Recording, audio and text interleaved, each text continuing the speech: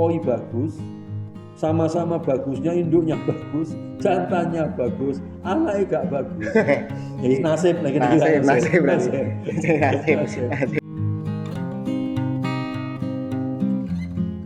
Ya awake dhewe gak ridu men rapat dijabah. Dan nyejeke ning pengiran lek butuh to. Padahal donga iki diperintah. Allah memerintahkan ud'uni astajib lakum.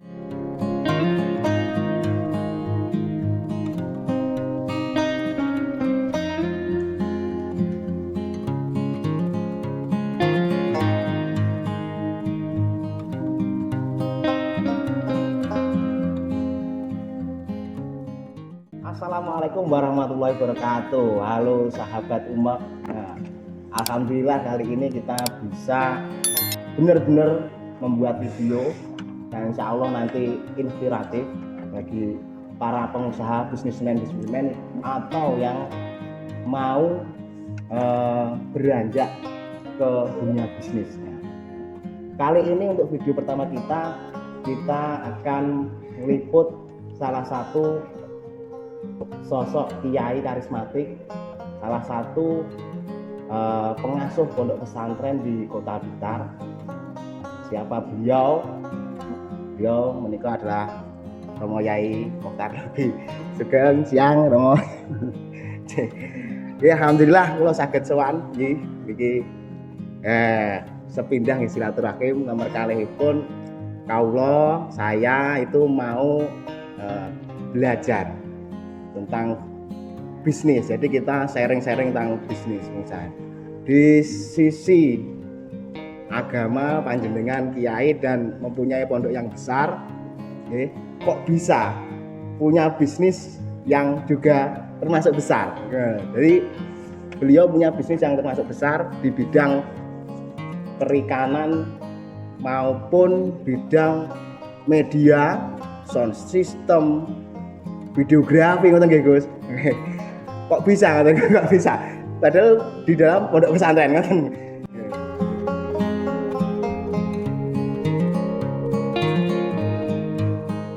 Menceritane usaha itu ya spiritnya setidaknya ada dua. Ada spirit, ada semangat dalam berusaha. Satu ya tentu melaksanakan kewajiban seorang suami, kewajiban seorang ayah terhadap keluarganya. Nah, kula iki biasane lek hari ini itu biasanya kiai iki biasanya nggih enek sing mboten penggawean duwe penggawean. Ngaji mawon nggih enten nggih Gus, enten nggih, enten biasa nggih. Nek niki mboten, ki kiai dan seorang ayah. Seorang suami, ayah. Maka salah satu kewajiban seorang suami ayah itu adalah memberi nafkah terhadap keluarga. Tentu ya harus berusaha untuk mendapatkan rezeki yang halal, dan mencari rezeki yang halal itu hukumnya wajib. Sehingga saya berkeyakinan, jadi kalau nyambut gawe apapun bentuknya, kalau itu mencari halal, berarti adalah sebuah ibadah wajib yang diberi pahala laksana ya seperti ibadah yang wajib. Spirit yang kedua, karena mengasuh pesantren, tentu para santri yang datang dari berbagai daerah, di samping belajar ilmu-ilmu termasuk yang banyak ya tentu ilmu agama, maka mereka santri itu ya kita berharap untuk dibekali ilmu praktek dalam ya dunia usaha. Intinya masih ngaji, seumben lek pun keluar dari ponpes nonton saged nyambut gawe nonton pripun. Betul. Jadi harapan saya pondok-pondok santri yang belajar di sini itu di samping belajar ngaji, memiliki ilmu-ilmu agama, bahkan juga saged mumpuni ilmunya yang bermanfaat untuk masyarakat. Yang di sisi lain nanti ketika dia harus sudah terjun di masyarakat untuk menyebarkan ilmunya, dia ini tidak ganggu orang lain, nggak bergantung hidupnya kepada orang. Ya, dia punya skill, punya pengalaman di dalam dunia usaha, sehingga nanti juga sejalan apa yang dilakukannya dalam memperjuangkan ilmu agama ini. Di sisi lain dia juga tetap mempunyai kemandirian, sehingga apa? Ya akan membantu kelancaran dia di dalam memperjuangkan ilmunya. Bagaimana kalau saja dia pinter ngaji tapi randuwe skill, ya nanti bisa jadi ilmu agamanya nggak berguna. Ya dia pulang sampai di rumah bingung nyambut gawe apa. Ya kalau sudah berkeluarga akhirnya nggak sido ngaji. Akhirnya dia hanya disibukkan untuk bagaimana menata usaha atau bekerja, atau mungkin bekerja pada suatu tempat yang dimana di situ dia tidak bisa mentasarufkan ilmu. Fenomena hari ini nih. Itu fenomenanya banyak, sehingga di pondok ini ya dimulai dari saya sendiri. Tapi juga berawal dari ketika saya sowan ke guru kula di pondok pelosok. Dan itu ketika tak sowani, kalau tahu saya itu memang ya putrane Pak Yai yang masuk pondok. Maka yang ditanyakan bukan berapa santrinya, apa ngaji apa orang, mboten kan sudah jelas. Yang ditanyakan penggaweanmu apa. Jadi selain ngaji sudah jelas, itu selain ngaji, selain ngurusi pondok sampai iki duwe apa ya? Penguripan opo, pangopo jiwane. Lah aku mau tekoki kok enggak iso nyawi.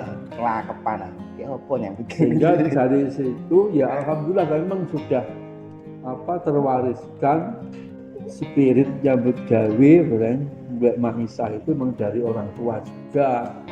Pak Ibu juga tidak hidupnya ya memang juga bekerja.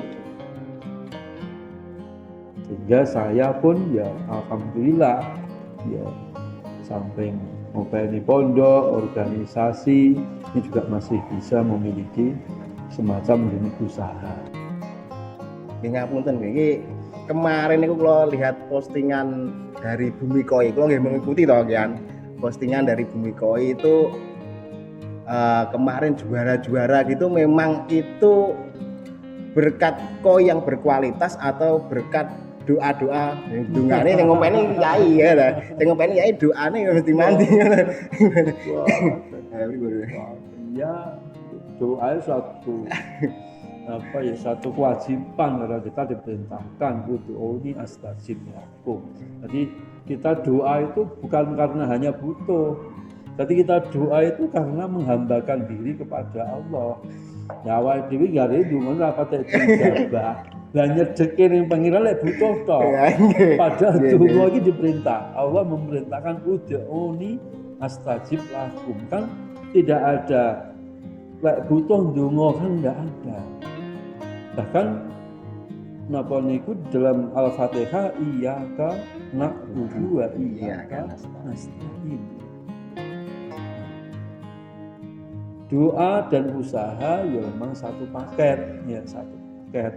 Ya orang itu usaha harus juga diiringi, dibarengi dengan ikhtiar doa. Supaya kita apa? Supaya ketika kita berhasil, kita itu ingat bahwa keberhasilan ini bukan hanya usaha, tetapi karena yang pemberian dari Allah. Nah kita berusaha, tadi saya sampaikan, kenapa kita bekerja? Juga karena kewajiban untuk mencari rezeki yang halal, memang diperintahkan pada kita untuk mencari rezeki yang halal. Ya ayyuhalladzina amanu kulu min thayyibati ma razaqnakum halalan thayyiban. Kan jelas kan? Sehingga bekerja itu perintah, berdoa itu juga. Dua-duanya kita kerjakan bersama-sama untuk hasil, di samping juga untuk kita tadi saya spirit yang kedua tadi sudah jelaskan kenapa bekerja tadi salah satunya adalah supaya para santri juga punya tempat untuk belajar kayak semacam lab, sekaligus dia aktif juga di situ untuk ikut dalam dunia usaha yang ada dan juga skillnya juga diasah. Jadi untuk eloro, untuk hasil belanja, untuk nafkah dan juga ilmu untuk para santri, sekaligus jika masih ada lebih berarti bisa membantu perekonomian di pesantren. Oke, mantap sekali ya. Dan mantap nih kok. Konsep ini ampuh. Nggih. Sebelum lanjut kok Gus. Kan usaha-usaha lain tuh kan banyak ya Gus. Usaha apa jenenge ya dodolan makanan kah apa-apa. Itu kok panjenengan memilih koi. Anda memilih koi itu latar belakangnya apa? Latar belakangnya apa nih? Latar belakangnya pertama di beberapa pesantren termasuk di sini itu ada lahan yang sudah ada kolamnya. Dari dulu saya kecil sudah ada kolam. Oh nggih, sing ngandhap mriko wau. Nggih, kula kolami. Yaitu kan berarti uang usaha kan kudu mulai modal toh. Berarti kolam itu kan sudah kapital namanya. Maka yang bisa kita lakukan uang usaha itu modal jadi hasil sing gede kan ngono toh. Nah, berarti ini kalau saya modal kolam itu dari kecil sudah modal pengalaman ngupani iwak dari kecil, sehingga kalau hanya beralih ke koi saja persoalannya bukan pada pemeliharaan, justru hanya pada persoalan apa? Persoalan membedakan kualitas daripada koi dan jenis-jenisnya, dan juga persoalan berikutnya yang mungkin agak lebih rumit di bidang pemasaran. Karena potensi dan pengalaman dalam pengelolaan ikan itu sudah terwariskan dari dulu, tinggal ngilmoni saja, tinggal tambahan ilmu yang lain. Jadi awalnya niko berarti sebenarnya kolam itu sudah ada. Sudah ada. Awalnya sudah ada. Berarti kan modal loh. Ya kalau itu namanya modal. Awalnya sudah ada. Sebelum koi? Sebelum koi, setahu saya ikan konsumsi. Ikan konsumsi. Nah, kagem untuk teman-teman santri atau dulu yo campur-campur. Tapi tidak terlalu dibisniskan. Oh, enggak. Punyalah diopeni apik gede dimaem bareng kan itu saja. Kalau buahnya baru dijual, tapi tidak ada rencana untuk menjadi satu unit bisnis usaha ya. Pokoknya punya kok butuh untuk pengen dimakan. Kalau agak banyak ya dijual, kalau enggak ya enggak. Beda dengan hari ini, memang sudah konsepnya adalah untuk usaha koi gitu. Untuk sekali hari ini itu pemasaran koi dari bumi koi itu sampai mana? Sampai keluar pulau kah atau luar negeri kah? Kalau pemasaran ini ya sama saja. Tapi masih di wilayah Indonesia. Belum sampai ke ekspor gitu.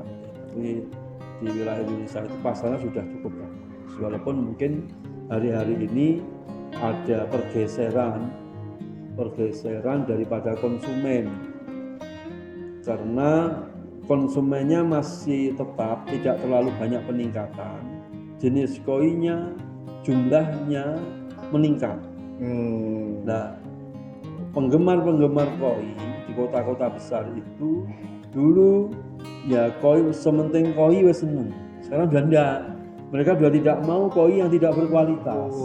Ada pergeseran sehingga koi yang tidak berkualitas itu kurang berkualitas itu harus diseleksi lebih awal, tidak dipelihara. Mungkin itu strategi hari ini yang berbeda dengan yang kemarin. Untuk tapi pemasaran dalam tanda petik masih biasa, aman. Untuk jenis koi yang baik, yang bagus. Berarti koi itu sebenarnya kan grade kan Gus? Grade. Ada grade-nya ya. Ada grade mulai C atau D, mungkin ya B, A dan super. Kalau baca itu satu induk koi itu berapa bisa menghasilkan telur banyak ya? Berapa ribu mana ya? Bisa sampai ya 20 sampai 100.000 bisa. 100.000 bibit kan? Iya. Telur. Nanti menetas mungkin berapa persen Gus dari? Ya lihat kondisi. kondisi cuaca, Oh, kondisi pengaruh telur itu. di dalam perutnya, kondisi pembuahan, ya faktornya banyak. Banyak. Banyak. Oke. Dari sekian ribu itu nanti yang kita dengan mau dawuh bahwa grade-nya itu yang masuk grade super umpamanya super atau grade dari mulai menetas sampai jual itu loh Gus. Ya. Ya, Kalau soal itu memang banyak juga faktor yang mempengaruhi. Pertama, paling utama adalah kualitas daripada induk paling utama. Baik itu yang jantan maupun yang betina kualitas. Kedua, pengalaman daripada pemijahnya yang memijahkan atau yang menjodohkan. Sehingga biasanya seorang petani yang memijahkan ikan itu dia akan mencoba beberapa kali sampai menemukan pasangan atau setelan yang sesuai, yang menghasilkan nanti bibit dengan kualitas bagus dalam jumlah yang banyak. Setiap koi pokoknya bagus, itu kalau dicampur dengan atau dipijahkan dengan koi yang bagus dengan jenis yang sama, mesti hasilnya ada yang bagus. Tapi belum tentu jumlahnya itu banyak. Biasanya gitu. Walaupun juga ada koi bagus, sama-sama bagusnya, induknya bagus, jantannya bagus, anaknya gak bagus. Nasib apes jangan apes. Wis koi ini apik, regane larang, induknya kadang juara. Ini kok bisa menghasilkan, harusnya bagus. Terus jantannya juga juara. Itu kalau dijodohkan bisa saja bahwa keturunannya nanti ada yang banyak yang tidak bagus atau sedikit yang bagus atau bahkan sama sekali nggak bagus juga ada. Iki jan dileput lah kuwi asli. Modale gede renek sing meneng jan. Niku. Nah, itu biasa terjadi sehingga apa? Biasanya seorang petani koi itu memiliki beberapa induk di setel berarti gonta-ganti pasang mana yang terbaik. Sehingga ketika sudah menemukan yang terbaik yaitu dipatenkan. Menemukan misalnya persentase yang tinggi. Jadi apa yang dipatenkan itu menemukan persentase yang cukup bagus. Dari sekian ribu anak yang baik temu berapa gitu. Yang A biasanya sampai grade A gitu. Jadi yang grade A yang dihitung grade A. Kalau nganu Gus, niki pengalamannya sini Bumi Koi, pengalaman panjenengan untuk sampai ke grade A itu biasanya dari sekian ribu grade A itu sisa berapa biasanya? Enggak mesti nggih. Paling akeh rezeki lah. Paling banyak banyak aku nemu grade A 200 atau berapa itu. 200 dari sekian ribu ya. Iya. Sing paling jelek enggak nemu blas. Blas ya pernah. Aduh. Nggih. Ngapunten, kalau tanya soal indukan yang baik untuk Bumi Koi sendiri pernah beli indukan kisaran harga berapa? Sing paling jos. Enggak pernah yang terlalu mahal, belum ada. Ya, saya baru beli yang impor itu. Impor nggih. Iwak niku impor ikan. Enggak. Lelang impor. Jadi di kontes koi kan biasanya ada lelang, ada yang jual koi impor. Itu kita beli, jadikan indukan. Ya enggak mahal sebenarnya tapi. Berapa? Rahasia perusahaan. Yang lokal yang seharga impor juga banyak sebenarnya. Lokal seharga impor. Iya, seharga impor juga banyak. Oke. Selanjutnya juga ada di sini juga gitu kan. Dari sekian tahun bergelut, dari sejak tahun itu Gus, bergelut dengan koi ini. Belum lama, mungkin masih 5 tahun ya. 4-5 tahun. 4-5 tahun ini nggih. Niku sampai di detik ini apakah ada suka duka? Nggih, suka duka mesti ada nggih. Maksudnya sing paling terbekas sampai hari ini itu tetap semangat dalam usaha kok ini.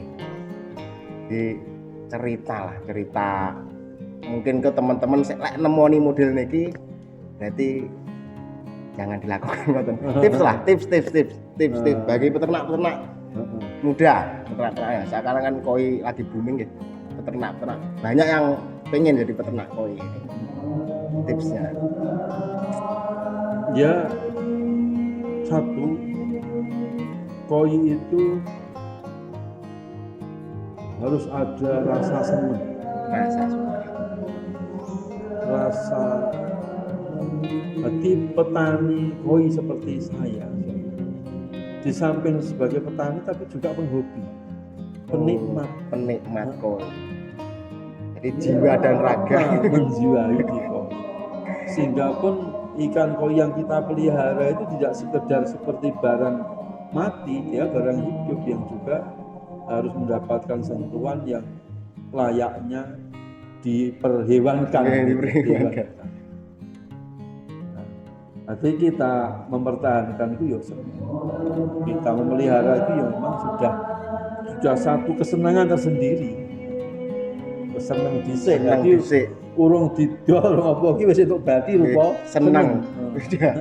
Seneng dulu. Oke. Terus yang kedua Gus, nonton malih. Apa lagi tipsnya lah untuk selain kita harus seneng dulu. Yang kedua, lahan koi satu lahan untuk jenis usaha peternakan, perikanan atau pertanian itu memang kalau dihitung-hitung dia yang paling bisa menghasilkan nilai yang lebih tinggi ketimbang usaha yang lain. Misalkan sepetak sawah 100 ru itu kan hanya 2 kedok, dua petak lagi. Itu kalau ditanami padi maksimal 1 ton penghasilannya. 1 ton padi itu berapa nilainya? Hanya coba aja 1 ton padi jadinya lagi seleb beras sekitar 600 sampai 700 kilo atau 6 kintal. Coba 6 kintal kalikan 10.000 berapa? Atau 12.000 berapa? Dapatnya tidak sampai 1 juta atau 2 juta, enggak sampai. Itu enggak? So 12 kali 12 kali kita katakanlah 1 ton lah berarti 12 ya 12.000 kali ya 12 juta. Katakanlah 10 juta lah mungkin ya seperti itu 3 petak atau 2 petak yang terbuka selama 4 bulan. Itu kalau hasilnya bagus. Kalau koi kan gitu ya. Bayangkan kalau 10 juta terus kita pelihara, nggak usah banyak-banyak, ada 2 ekor ikan yang jadi juara, nggak usah banyak, 2 ekor ikan yang juara, nggak usah saya kalikan, ya. Dan dengan ukuran yang cukup besar, ya kita nggak harus sampai berapa kintal, cukup 10 ikan sudah nyampe seharga itu kalau koinya bagus. Kalau koi berarti kualitas untuk koi itu nomor 1 berarti, ya. 10 ekor ikan hanya butuh lokasi berapa? Kolamnya nggak butuh ombong. Kolamnya harus luas. Oh, harus luas. Nah, karena pertumbuhan. Harus luas. Tapi maksud saya dengan rasio kolam 100 ru. Perbandingannya padi yang makanan pokok. Itu maksimal menghasilkan 10 juta. Enggak kayak orang gitu. Kayak nggak ada orang bisa mendapatkan bersih 10 juta itu dalam 100 ru sawah, nggak bisa dalam 4 bulan itu. Kalau di koi itu sangat memungkinkan. Tapi ya kembali juga kepada keberuntungan juga ya. Kalau koinnya api-api ya gitu aja cukup. Katakanlah kalau grade A itu kalau besar-besar ya bisa nyampe 200.000 per ekor. Berarti berapa? Cukup 50 ekor. Nah, bisa dibayangkan sawah 100 ru untuk pembesaran ikan itu bisa katakanlah 200 ekor. Nah, dari situlah rasionya, rasio normalnya adalah itu juga berarti yang mendasari kenapa kok koi ngoten nggih. Kenapa kok? Jadi bidang tanah itu nilai produksinya lebih tinggi. Lebih menguntungkan lah. Ya di samping ono rasa seneng tadi. Ya, kalau rasa seneng nggak dicampur karo guyu nggak dipertahankan. Ya, Oke kan? oke oke. Ada itu tanpa seneng ya juga repot karena ya koi itu rame suka kok ono dukane barang karena kita melihara makhluk hidup. Sampai mati itu nggak ada Gus. Ya ada ya pastilah dia makhluk hidup. Oke. Jadi ya Mati. biasa saja. Koi bagus dijual nggak jadi laku karena harganya selisih. Besoknya Mati. ganti, ini bisa saja. Oke, duka dukanya kata niku tips-tipsnya yang penting pertama berarti seneng. Yang kedua tadi lokasi gitu, apa ini? Perbandingan nih wow. Iya. Ya, perbandingan. Misalnya usahanya lebih menjanjikan. Lebih menjanjikan. Oke. Oke, memang seperti itu. Milih apa sawahnya, tanahnya. Oke, dulur-dulur, alhamdulillah ini sudah dapat banyak ilmu dari beliau. Bagaimana beliau itu bisa mencapai titik ini, beternak koi dan juga beliau seorang kiai juga. Berarti intinya kalau menurut saya, yo ngaji, yo nyambut gawe. Jeleng nih, yo ngaji, yo nyambut gawe, yo ndonga, yo ndonga. Oke, untuk pertemuan kita kali ini kita cukup, kita sambung di video berikutnya. Tetap semangat, tetap umat, jangan lupa berdoa. Dari saya, assalamualaikum warahmatullahi wabarakatuh.